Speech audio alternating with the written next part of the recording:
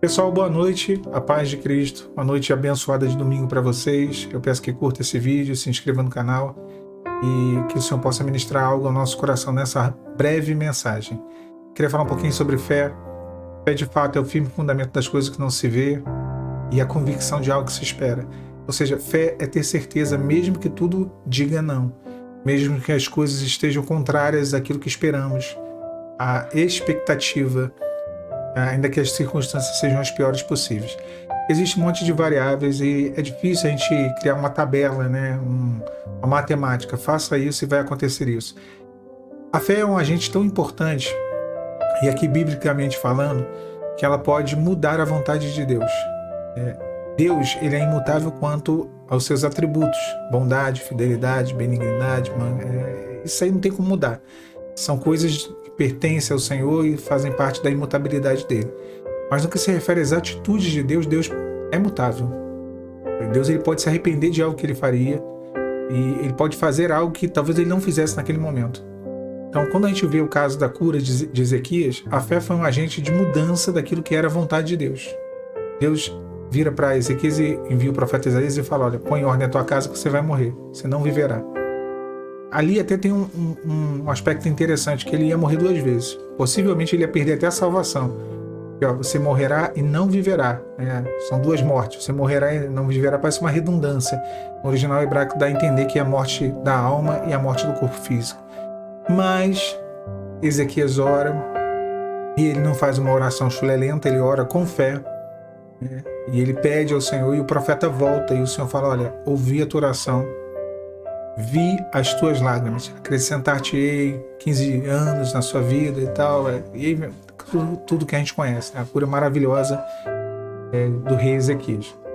Então a fé, ela foi um agente de mudança daquilo que Deus faria. Isso é interessante.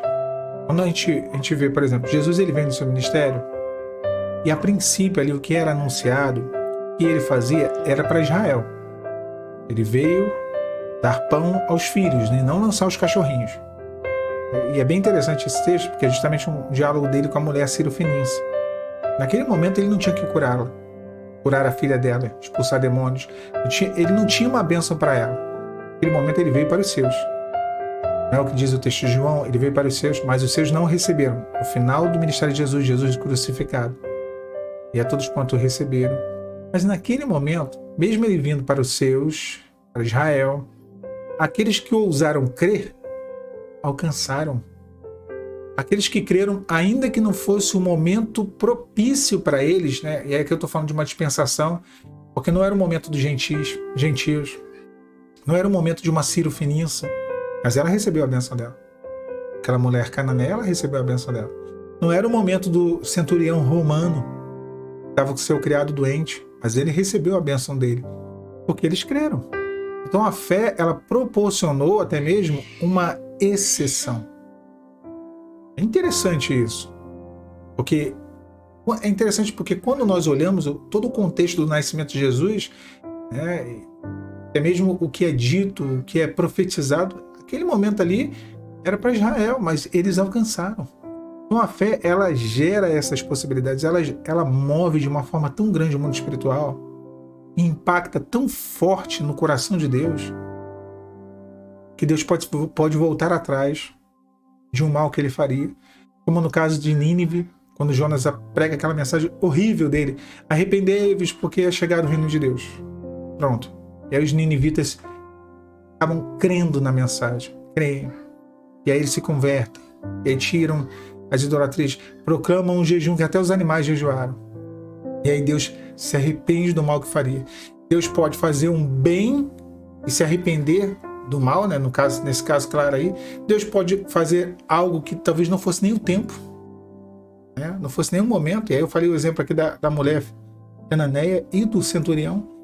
A fé, ela é indispensável. Minha irmã, meu irmão, é isso que eu quero falar nesse domingo. Sem fé é impossível agradar a Deus. É impossível. Você tem que ter fé. E aí eu lembro daquele pai, e o seu filho estava endemoniado, e uma situação de se lançar na água, se lançar no fogo. E aí Jesus pergunta, desde quando que acontece isso? E o pai fala, desde criança. E o pai fala assim, Senhor, tu podes. Jesus fala, tu crê? Se tu creres, ele pergunta, se tu puderes, Senhor, se tu podes, Senhor, o Senhor fala, mas se tu creres, tudo é possível que crê. E aí aquele homem, ele não tinha fé. Sem fé é impossível agradar a Deus. Né? Mas com sinceridade não é impossível. E a Bíblia não diz isso, sem fé é impossível agradar a Deus. Mas pelo menos tenha sinceridade. Mas fica claro que se você não tem fé, pelo menos tem que ter sinceridade. Aquele homem, ele vira e fala assim, Senhor, eu não creio muito não. Me ajuda na minha falta de fé. E Jesus abençoa. Ele foi sincero. Ele reconheceu que a sua fé era pequena. A gente não pode se enganar. Porque Deus a gente não consegue enganar. Ele sonda o nosso coração, ele faz um raio-x de uma maneira que a gente esquadrinha o nosso coração. Às vezes ele sabe de coisas que a gente nem sabe. Não tente se enganar. Se você identificou que o teu problema está na fé, foca nessa fé. Não adianta você orar por tudo e por todos e você não está crendo. A oração sem fé, meu irmão. Minha irmã, a oração sem fé bate no teto e volta. Ela não produz efeito. Olha o que Tiago diz. Se há alguém enfermo, ore, unja com óleo. Né? O óleo vai curar o enfermo. Não. A oração da fé salvará o doente. É fé. A oração da fé. Então, a oração sem fé, ela não produz efeito.